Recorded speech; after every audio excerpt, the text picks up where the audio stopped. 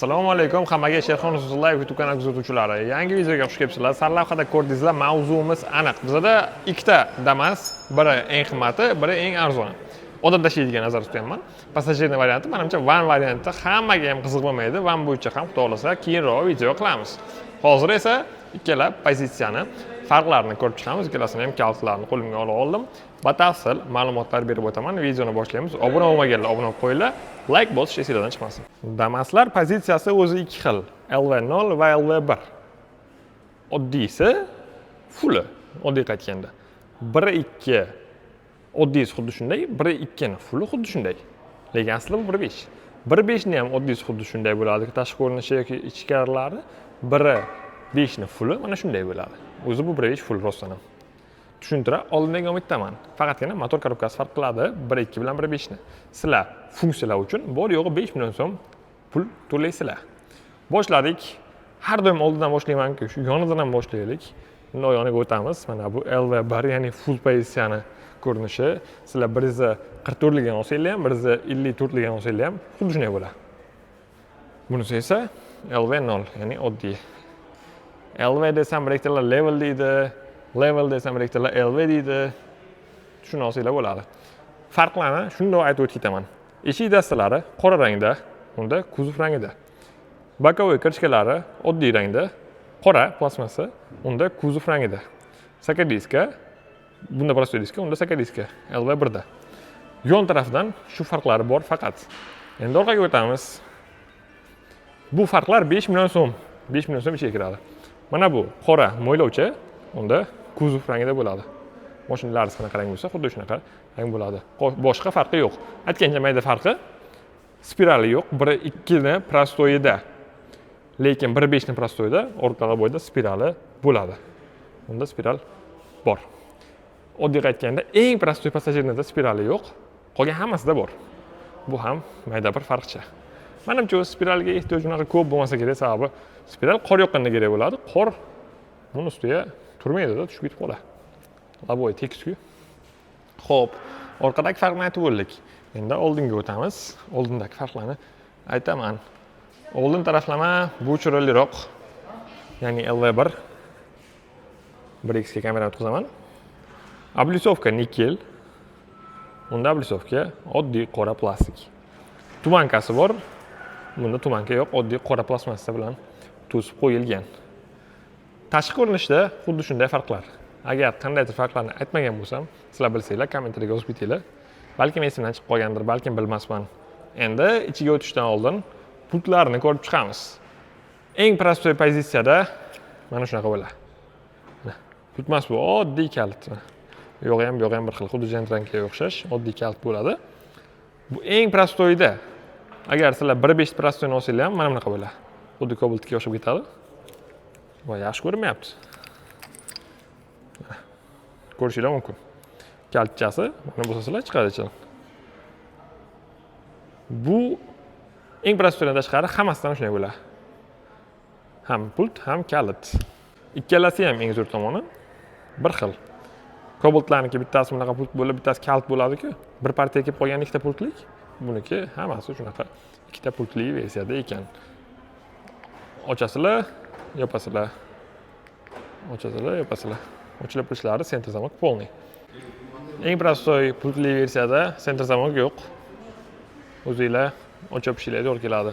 Kalit faqat shu tomonni ochib yopadi. Sizlar ichkarida blokировкалari bor. Blokировка qilib qo'yishinglar kerak bo'ladi. Bundan keyingilariga pult, menimcha bundan keyingi hammasiga o'z sentr zamok ham bo'lsa kerak. LV1 pozitsiyani obshivkasi oddiyroq. Kuzov, temir demoqchiman. Selofan qoplangan, ichki dastalari mesarovka deyiladi-ku. Qo'l yordamida ochib yopish va richakcha.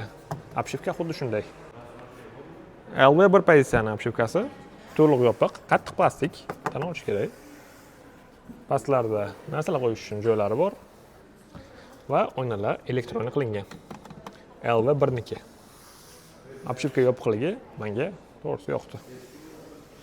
Yopgan paytlarida ham ulanib ketadi. Old o'rindiqlar bir xil, faqat buniki moloshniyroq rangda. Uniki boshqacha rang bo'ladi. Ko'rishingiz mumkin, fara balandpast bo'ladi. Qolgan funksiyalar yo'q. Bo'sh turibdi knopkalar pustoy. ichkariga o'tiramiz. Bu yoqda farq yo'q. Konditsioner tizimi. Unda bu yoqda bitta knopka ko'p bo'ladi, uni ko'rsataman. Obshivkalar, ularni ko'rsatdim. Kolonkalar bu yoqda ikkita. Tepalari bir xil. Oynachasi yo'q. LV1 ga o'tamiz. LV1 ning o'rindig'ini ko'ramiz. Qop-qora emas, mana bu rang qop-qora emas, sal jigarga tortyapti, o'rtasi boshqacharoq rang. Sifati bir xil menimcha.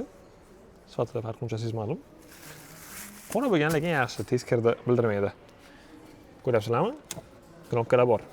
Ya'ni anti-buksurovishni va ballonni dami pasaysa yonadigani. Anti-buksurovishni nima deydiganlar uchun, bilmaydiganlar uchun birinchi navbatda mashina to'yib ketishini oldini oladi. Bu stabilizatsiyasi.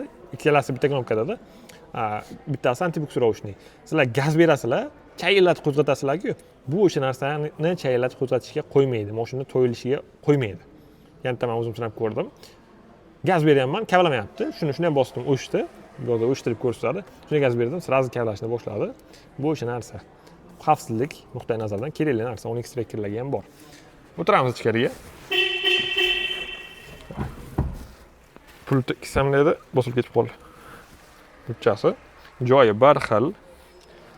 Xo'p, bunda qanday farq bor? Bir xil aytib o'tdim, mana bir dona knopka ko'p. Bu orqa laboyni qizdirishniki. Kolonkalar bunda ham oldida ikkita bo'ladi va tepada mana oynachasi bor. Ustida telefoni bor menimcha, mana. Bir xil qilingan. Endi bu eng fuli. Bunda skors 6 talik. Ko'rishingiz mumkin. 6 ta skors bor. Zadniga urmoqchi bo'lsanglar, mana yoqqa pastakasini ko'tarib, birga ursanglar, orqaga uriladi. Xuddi Nexia 1, Nexia 2 larda. Nexia 3 emas, shunaqa.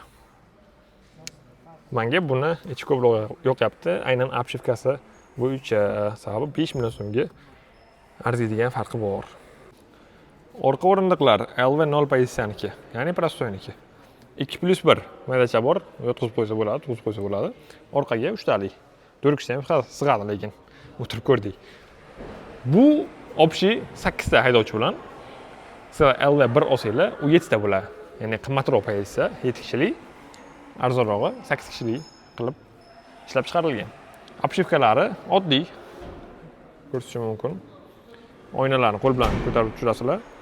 Dastagi blokировкасы va tepada hech qanday konditsioner tizimi ham yo'q, svechchalar ham yo'q, dastak faqat oldida bor. Endi LV1 ni ko'ramiz. LV1 pozitsiya, kapitan o'rindiqlari, ya'ni alohida ikkita o'rindiq. Qo'l qo'yadigani yo'q. Endi bu arzon avtomobil. Qo'l qo'yadigan bo'lib ketib qolsa, bu Traverse taxo bo'lardi. O'rindiq orqa oldiga borib keladi. Mana ko'rishingiz mumkin. Bitta qo'lda sal qiynalyapman. Bunaqasi ham dastakchasini berdi edi. Qo'lim bilan ko'rsatsam, yana yotadi. Dakansa bo'lmadi bu. Orqa foydalanilmagan paytda mana shunday dam olib uzoq yo'lga ketsa bo'ladi. Ochaylik mana. Keyin yopib qo'yaveraman. Kamarlar bor, hamma narsa bor va tepada konditsioner tizimi ham bor. Men ishlatib ko'rdim. Bu faqat sovuq havo beryapti. Yo'qsam, mana bu yoqdan havoni tortyapti. Bu yoqdan tortyapti. Bu yoqqa beryapti. Va buni baland-past qilsa bo'laverdi knopka bilan. Birinchi daraja, ikkinchi daraja, uchinchi daraja qilib boshqarsa bo'ladi. Sovuq havo keldi faqat. Issiq kelmadi. Chiroq va orqada ham ushlagichi bor ekan bunda. 5 million so'mga shuncha farq. Sizlar qaysi birini olgan bo'lardinglar? Bunda ham xuddi o'shanday orqa oynalar ochiladi. Mana prostoydan xuddi shunday oynalar ochiladi. Yana bitta farqni aytib o'tib ketishim kerak. Orqa obshivkada kolonka bor ekan. Qo'shimcha yana ikkita kolonkasi bor. LV1 da 4 ta kolonka. Torpedka ikkita, orqa obshivkada ikkita. Bunda faqatgina old torpedkada ikkita bor, tamom. Orqa uchun alohida kolonka yo'q. Prostoy pozitsiyada. Prostoy pozitsiyani o'rindig'ini orqaga yotqizib bo'lmaydi. Faqatgina oldiga bukib qo'yib, yukib solishga ishlatsa bo'ladi. Lekin mana shu turishidan boshqa orqaga yotmaydi. Shuni ham aytib o'tib ketay, kerakli ma'lumot bo'ladi. Yopamiz. Menimcha hamma narsani aytib o'tib bo'ldim. Farqlari qolmadi. Ushbu farqlarni siz 5 million so'mga sotib olasiz. 5 million so'mga Облицовка, tumanka, diska, rangli o'rindiqlar, отдельный, kolonka, обшивка, o'yinlar elektronniy, pult, sakadiska, mana bu ham kuzov rangida bo'ladi. Orqaga bagrev, laboyga, mayda-mayda o'ynachalar, tepada konditsioner. 5 million so'mga. Bu zo'r narx deb o'ylayman. Xohlaylar 1.2 ga 5 million qo'yishinglar, shunaqa narsalar bor olasizlar. Xohlaylar 1.5 ga 5 million qo'yishinglar, shunaqa bor narsalarni olasizlar. Motorni ham ko'rsatib o'tib ketay. Bu 1.5 na motori. 4 portion. Men haydab ko'rdim. Ikkalasini ham. Ot kuchida farqi 20 ta, 25 ta atrofi. Chiqaraman ekranga ko'rishinglar mumkin. Lekin unaqa to'g'risi farq sezmadim. Uni ham kelgan paytda deb ko'rdim, buni ham haydab ko'rdim. Unaqa vahimali farq sezganim yo'q. Mana uchun, misol uchun, agar ekonomikroq bo'lsa, bu ma'qulroq. Ham 10 million arzon bo'ladi, 1.2 bo'lgani uchun. Agar sizlar odamni ko'proq yuklasanglar bildirishi mumkin farqini kuch bo'yicha. Lekin 1.2 bilan 1.5 ning farqini unaqa ko'p sezmadim. Ko'rishinglar mumkin. Motor JM. Bunga ham bir gap topishadi. Ustida krishkasini almashtirib qo'yishgan JM qilib deyishadi. Varnish sistemasi bor aytgancha buni ham. ABS, konditsioneri, miyasi, akkumulyatori biroz kattaroqqa o'xshayapti. 1.2 ning akkumulyatori bundan kichkinaroq edi. Qolgan narsalari bir xil. Detalizatorlari, moy filtr buniki yo'roqda ekan. 1.2 da yon tarafida edi. Moy alishtirishga ishchilar biroz qiynalishadi. Lekin uni egasiga ta'siri yo'q. Sizlar qaysi pozitsiyasidan olgan bo'lardinglar? Fikringizni yozib qoldiringlar kommentariyaga. Iltimos negativlik bildirmasdan.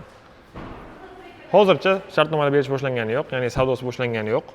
Boshlansa albatta ijtimoiy tarmoqlarimizda e'lon qilamiz, YouTube kanalimda ham e'lon qilaman. Eng prostoyini ko'rdinglar, eng fullini ham ko'rdinglar. Menga to'g'risini aytay, 10 million qo'shgim kelmasdi agar olgan taqdirimda. 1.2 ni fullni olgan bo'lardim. Sababi yurishida unaqa ko'p farq sezmadim va men qanaqadir ustiga yukla solib, qiynab. Misol uchun savdogar emasman, og'ir yuk bosmayman. Oilamizda bunaqa ko'p katta emas. 50 kishi minmaydi orqasiga. Menga tanlov bo'lganda 1.2 ni fullni tanlagan bo'lar edim. Endi 1.2 ni prostoy bilan 1.5 ni prostoyni farqini aytib ketay. Uni men hali ko'zim bilan ko'rganim yo'q. Faqatgina qolgan salonlar obzor qilgan, qolgan salonlar videoga olishgan. To'xtatib farqlarini sanab chiqdim. Pulti 1.2 ni pulti oddiy kalit, bunda 1.5 prostoyda pult bo'ladi.